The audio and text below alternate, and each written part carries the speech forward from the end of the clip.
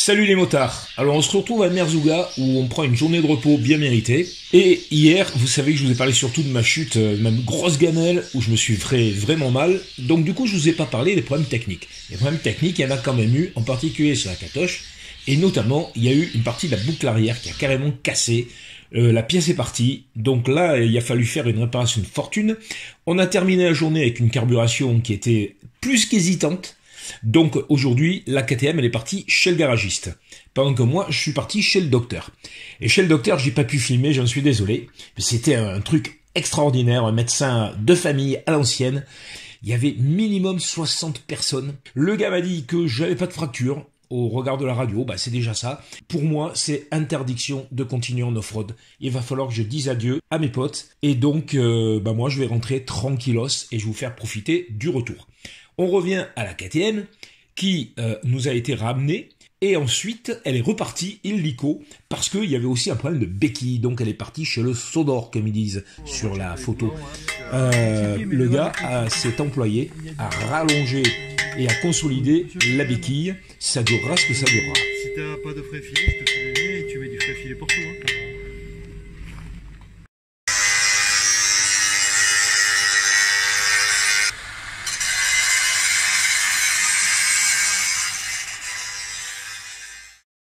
Donc le lendemain matin, chacun est parti vers son destin. Salut JC. Allez, bon courage. Les copains ont repris la piste et on s'est dit au revoir. Pour être franc, je te cacherai pas qu'il y avait un petit pincement au cœur parce que normalement j'aurais dû être avec eux et j'aurais aimé être avec eux. Mais faut pas déconner, d'abord le public l'avait strictement interdit et puis de toute façon je ne pouvais pas suffisamment bouger. J'aurais été un vrai boulet, je les aurais ralentis.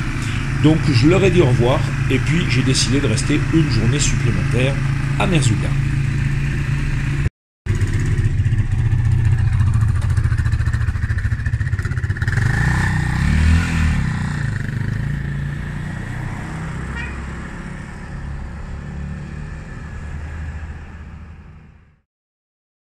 Alors d'abord, pour pas m'ennuyer, je suis allé marcher à pied dans les dunes, et là, il m'est venu une idée, c'est si je faisais une toute petite balade avec ma moto, juste pour aller voir un peu comme c'est du sable mou, même si je tombe, je me ferai pas mal. Et en fait, quand j'ai voulu partir, tonton m'a récupéré au passage, et avec beaucoup de corrections dues à un client, mais de fermeté, parce qu'il m'avait emmené chez le médecin, il m'a fait comprendre que non, il n'était pas question que je monte sur la moto. Aujourd'hui, c'était Fairbotten. Il m'a proposé une chose, c'est de m'emmener en 4x4, voir les coins intéressants que je n'aurais pas vus si j'étais reparti avec la bécane pour suivre mes deux copains. Et j'ai accepté, parce que de toute façon, c'était ça, ou rester glandouillé au riad, et je l'ai pas regretté. Alors effectivement, j'ai pas regretté, on est parti rouler, j'ai vu un truc absolument extraordinaire, c'est le lac de Merzouga, le lac d'Ayetsreich, où il y a plein de flamands. Alors déjà, voir un lac en plein désert, franchement, je m'y attendais pas du tout. Et puis avec ces flamants roses d'île de la Camargue, ça m'a vraiment impressionné. On est parti, on s'est fait plaisir, on a un peu roulé dans le sable. À défaut de rouler avec la moto, on a fait un peu de 4x4. Et puis après, on est arrivé au village de Ramlia, le village africain. C'est africain, mais africain d'Afrique noire. Ce sont des descendants d'esclaves qui sont là regroupés ethniquement. Et c'est super intéressant, super beau à voir. Et ça nous a permis de continuer sur le tracé. Là, on est allé à l'ancienne ville de Merzouga, où il y avait des mines de plomb, de colle, etc. et autres minerais. À l'époque où les Français étaient là, il y avait une exploitation intensive. Et ça donne un paysage complètement désertique. Les mines, on va en reparler juste après, mais juste un petit aparté pour un paysage saisissant, impressionnant, un cimetière local. Les tombes se distinguent en tombes d'hommes, de femmes, d'enfants. Je dois dire que c'était assez émouvant. Voilà, donc ça c'est une tombe de femme avec un caillou vertical dans un sens et là un caillou dans le sens opposé. Et là c'est une tombe d'homme avec deux cailloux verticaux. Et donc là, la ferraille, c'est pour trouver qui c'était. Ah ouais. Donc, ça, c'est un petit garçon. C'est un petit garçon, Ouais. Tu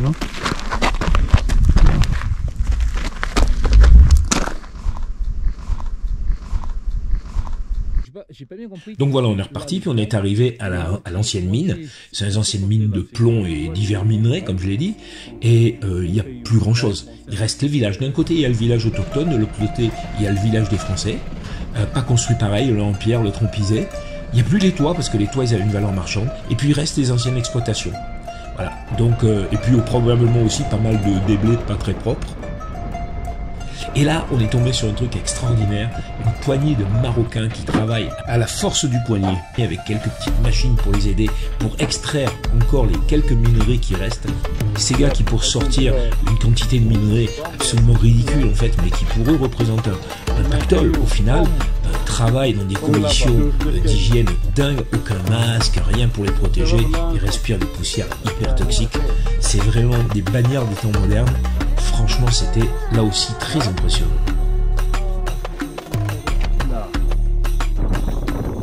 Nous revenons à Merzouga par le désert. Je fais même la connaissance de plantes bizarres telles ce pommier toxique qu'on appelle aussi le pommier de Sodome, avec des fruits qu'il faut absolument pas manger parce qu'ils sont cardiotoxiques. En même temps, je n'avais pas du tout envisagé d'aller manger les fruits de cette espèce d'arbuste. C'est toujours bon à savoir et ça me permet d'en parler aujourd'hui dans cette vidéo. Donc merci pour l'info. Donc retour à Merzouga, après cet intermède sympathique, je vais me reposer, je vais préparer les bagages, parce que demain, c'est le grand départ pour la remontée, par la route, je le rappelle. Chemin du retour, étape d'aujourd'hui, Midelt, 270 km, bon j'en ai fait 10. Je suis pas pressé, je roule tranquille. Évidemment, c'est de la route. C'est pas tout à fait ce que j'étais venu chercher, mais franchement, vu l'état de mes côtes, heureusement pas cassées, je suis bien content de pouvoir faire ça. Allez, ça roule. C'est pas super génial, mais il y a pire aussi. Là, une rencontre amusante, cet Allemand en sidecar qui a pris le bateau en même temps que nous et avec qui on avait discuté et que je croise sur la route dans la région d'Erfoud. C'est impressionnant ce paysage là comme ça, tout plat avec ses reliefs ici. Et puis alors surtout ce qui est impressionnant, c'est ce plaisir quand même. Bon, c'était sympa de rouler à 3, mais putain, je suis là, je suis sur la bécane, je suis content, j'ai plus mal quand je suis sur la moto. Je roule, wow, je vois là, je suis tout seul là, c'est cette espèce de sentiment de liberté, c'est pas racontable, c'est trop génial. Ah, il n'y a qu'en moto qu'on a ça.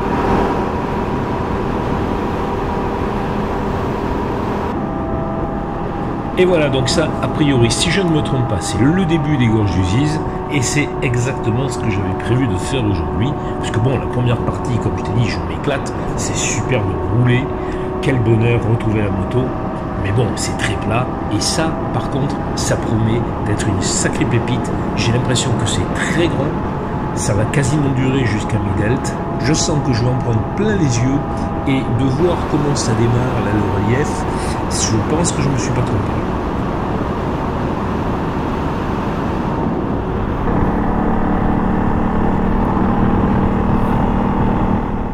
Dès le début des gorges du Ziz, la route s'élève sur les falaises de calcaire rouge qui encaissent la rivière et nous offre un panorama absolument fabuleux. D'ailleurs, je vais m'arrêter pour faire quelques photos sur cette oasis, cette immense oasis du Tafilalet, dont le fond est occupé par une des plus grandes palmeraies du pays.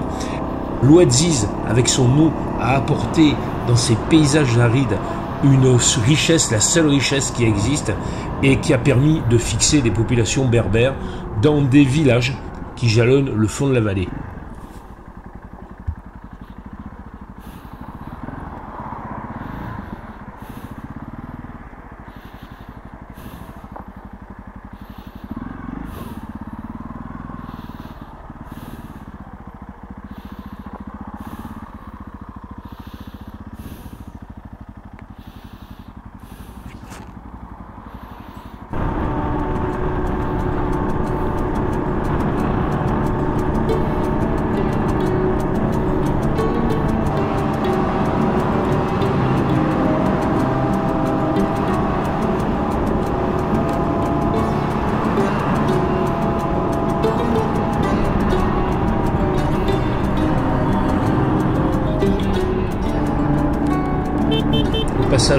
coup de klaxon lors du dépassement de ce Marocain sur son triporteur. Ça dure comme ça depuis des kilomètres. Il me double, je le redouble, je m'arrête, il repasse devant. On s'occupe comme ça pendant des kilomètres, on s'est pris au jeu. Et à chaque fois, un petit coup de klaxon pour se saluer.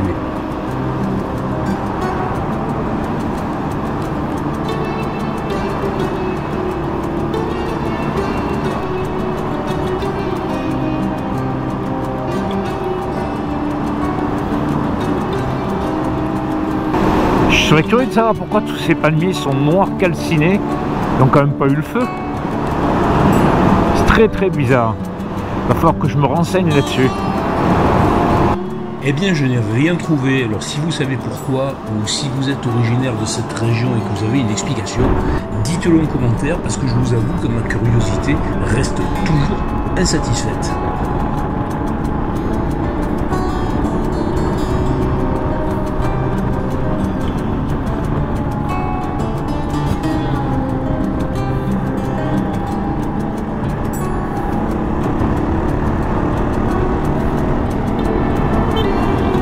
Et voilà à nouveau mon ami inconnu sur 3 roues, et cette fois, c'est moi qui le redouble.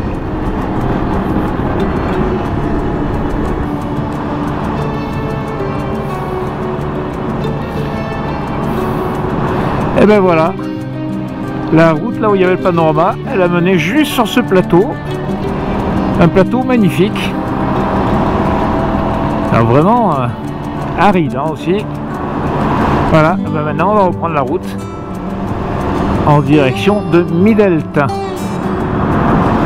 Voilà, on voit bien en bas là les gorges. Super beau. Ah, c'est impressionnant. Et là on est juste au sommet des gorges. En fait, cette route va rapidement nous conduire à Errachidia. C'est la très grande ville, 100 000 habitants à peu près, hein, de la région. Mais pour moi, pas d'intérêt particulier, donc je vais la traverser le plus rapidement possible pour profiter à nouveau de la route et de ces magnifiques paysages.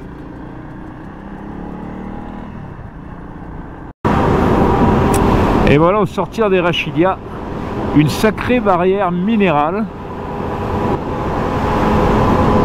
On va se glisser dans cette faille là. Waouh!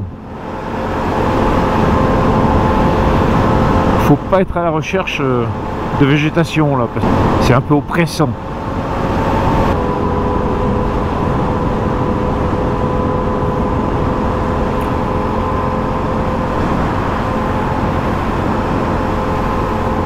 Et au milieu de cette espèce de vraiment de désert minéral, ce barrage, toute cette eau, c'est tout le paradoxe. C'est comme hier à Merzouga avec ce lac et ces flamants roses. Bon là c'est artificiel, c'est pas tout à fait pareil. C'est magnifique ce bleu qui tranche avec la couleur de la pierre. It's amazing.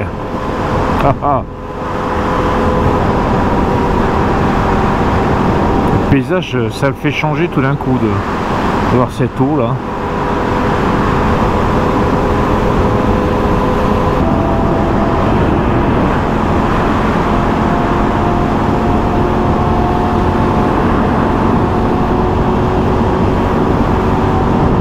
Ça continue encore sur des kilomètres. Il est gigantesque ce lac de barrage. Wow!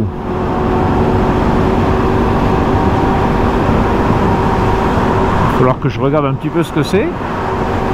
C'est très impressionnant. Et comme j'étais curieux, j'ai vérifié, c'est le barrage d'Hassan Adakil, et c'est effectivement un barrage immense, plus de 300 millions de mètres cubes, et un lac qui s'étend sur plus de 6 km de longueur. Et c'est évident que ça confirme cette impression d'immensité qu'on a quand on le longe sur la route comme je le fais actuellement.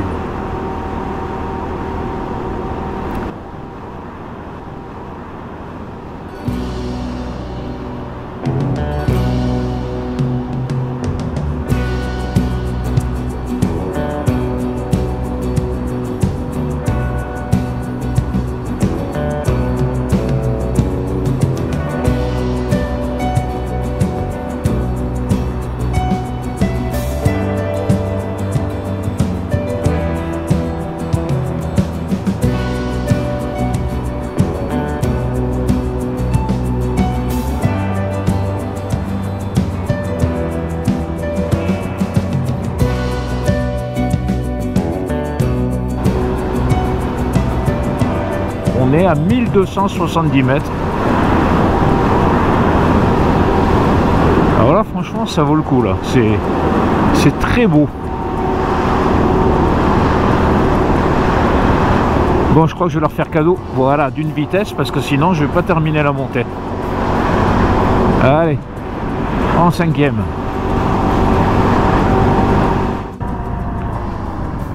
Oh putain, ils peuvent pas avancer. Chier. Allez, on double, hein.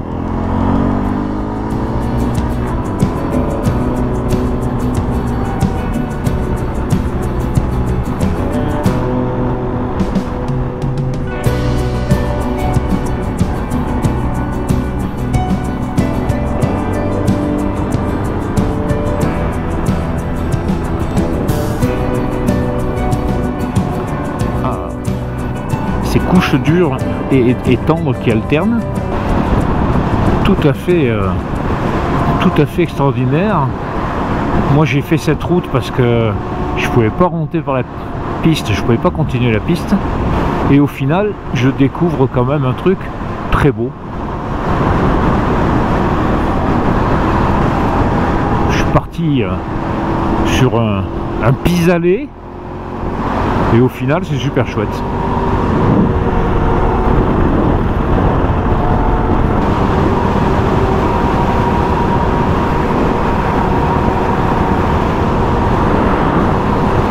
L'arrivée sur ce village là est magnifique. Ouais, vue panoramique, ils peuvent dire ça. Village de Potier.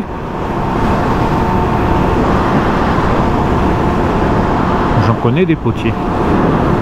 Potières.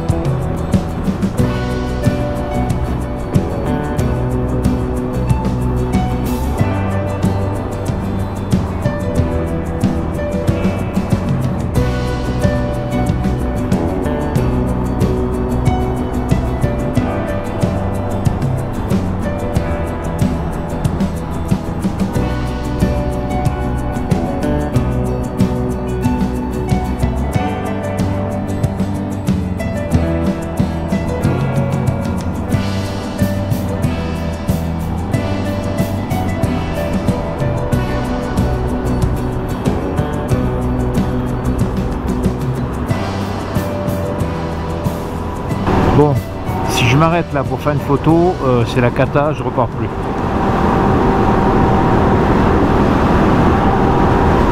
L'inconvénient de la route, c'est qu'il y a quand même pas mal de camions.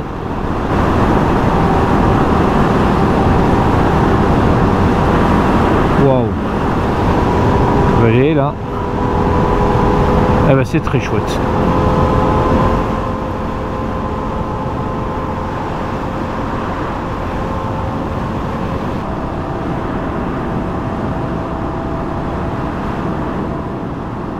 C'est quand même fabuleux ce paysage, on se croirait dans un western.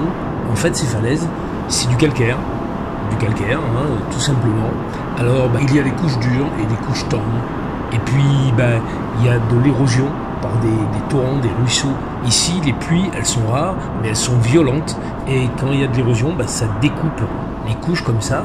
Et on a l'impression du coup d'être à la fois dans un paysage horizontal avec le village qui est au premier plan, mais aussi un paysage de western.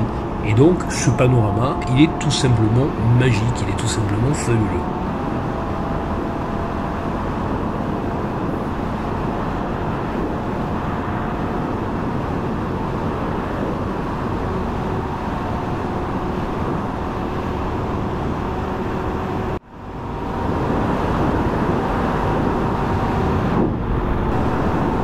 Mais là je te dis pas ouf, heureusement on sort de l'ombre. Parce que là, dans le méandre qui était à l'ombre, la vache qui faisait froid. Bon, c'est vrai qu'on est de notre côté le 4 décembre. Et que pour un 4 décembre, je peux pas me plaindre. Kezako. Ah, qu'est-ce qui se passe? Qu'est-ce qui se passe? Hop, hop, hop.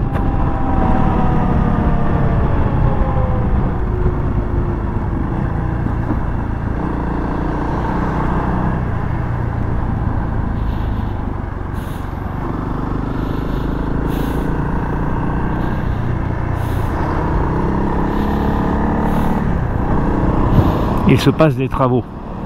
Ah ouais. Non, je croyais que la route s'était barrée. Non, ils sont en train de faire un pont.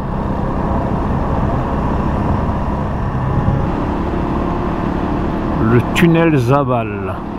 Et là, ben, on arrive au tunnel Zabal, mon histoire, construit entre 1927 et 1928, quand le Maroc était toujours un protectorat français. Là, il y avait un bloc de granit qui gênait tout, donc des légionnaires ont percé ce tunnel, qui est juste devenu un moment de cette route que j'emprunte aujourd'hui. Waouh. Waouh, waouh, waouh. J'aurais dû m'arrêter. Je suis un peu couillon.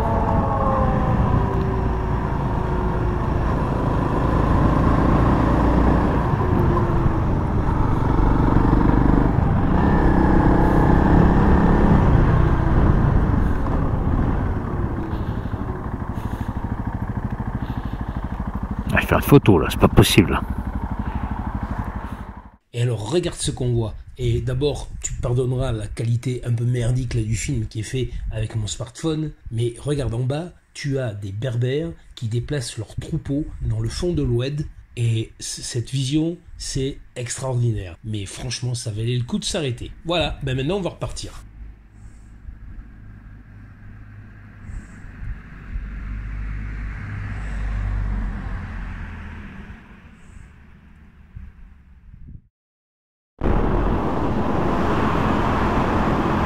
On est à 90 km de Midelt. Bientôt arrivé. Première cigogne. Ça, alors c'est assez amusant, c'est typique quand tu es en moto, tu regardes ton compteur kilométrique, tu dis ça y est, the finger in the nose, il reste plus rien. Là tu vois, je suis passé à Tilicht, il y a toujours la vallée du Ziz, 80 km, je me dis ça y est, c'est fait. Ce que j'imagine pas, c'est que je veux vivre les 80 km les plus difficiles de la journée et qu'en fait, toute la difficulté n'est pas derrière moi, mais elle est devant moi. Et ça, le nombre de fois où je me suis fait avoir comme ça en roulant, je les compte plus. Mais néanmoins, je me fais toujours avoir. Donc, dis-toi une chose, c'est que c'est pas fini du tout. Et bien là, c'est encore différent. On vient de passer un col à 2000 mètres, ouais, 1950 pour être exact, et oh, un vent pas possible, impossible de tenir la 6e. Alors ça souffle encore, c'est incroyable, on se pèle, c'est une horreur. Bon, heureusement on est en train de redescendre, alors j'espère que la température va, elle, remonter pendant que moi je redescends. C'est infernal. Bon, c'est très beau, hein, très haut, très beau panorama. Mais alors, nom d'un chien, je me caille.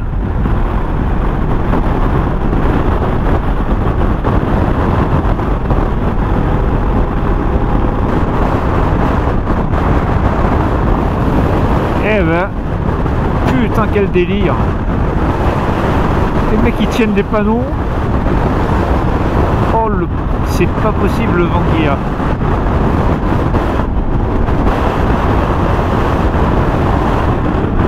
Oh, l'arrivée sur Midelt. C'est dantesque. Ah, je suis habitué à conduire avec du Mistral. Alors là, ça caille, hein. Oh. Bon.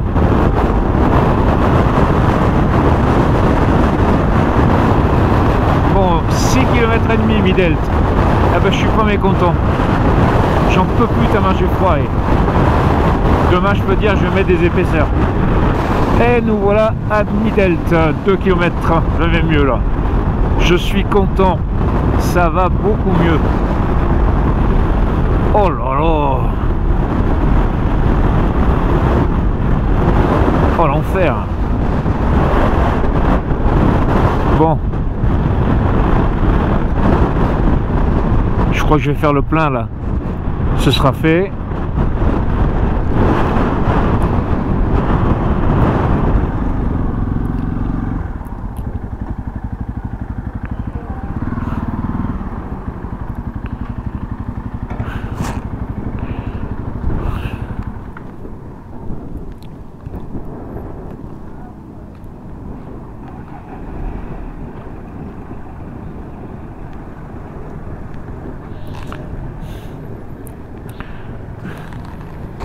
Salam.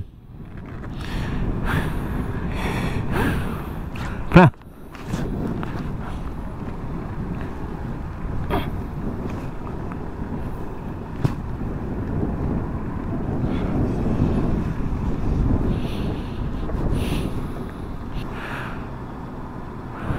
Et à la façon dont le pompiste est habillé, tu vois que vraiment, je t'ai pas menti, aujourd'hui, ça pique un peu un mi-delt. C'est bon.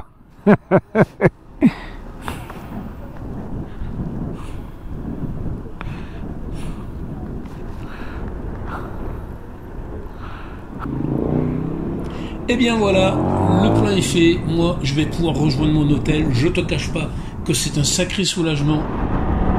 Bon, on arrive, hein. Ouf. Si toi tu as aimé cette vidéo, mets un pouce bleu, n'hésite pas à t'abonner. Si tu as des questions, pose-les en commentaire, j'y répondrai. En tout cas, moi je te dis à la prochaine et dernière étape de ce voyage au Maroc. Et surtout, un road trip sinon rien.